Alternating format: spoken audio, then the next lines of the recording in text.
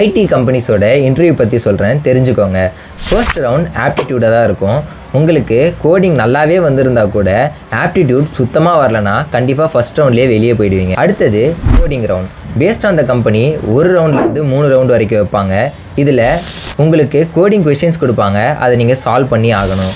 அடுத்த round technical HR. Technical ஹெச்ஆரில் உங்களோட எக்ஸ்பீரியன்ஸும் ப்ராஜெக்ட்ஸும் தான் நின்று பேசும். நீங்கள் பண்ணுற ப்ராஜெக்ட் பற்றி உங்களுக்கு A to Z எல்லாமே தெரியணும். ஏன் அந்த டெக்னாலஜி சூஸ் பண்ணி ப்ராஜெக்ட் பண்ணீங்கன்றதை ரொம்ப நல்லா தெரிஞ்சு வச்சுக்கோங்க.